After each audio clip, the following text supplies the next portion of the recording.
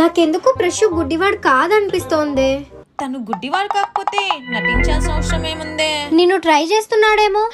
ఛీ, ఫ్రెష్ అలాంటోడు కాదే. సరే నేను చెప్పింది చెయ్యి. ఇప్పుడు నువ్వు తనకు కాల్ చేసి ఎక్కడున్నాడో కనుక్కో. సరే.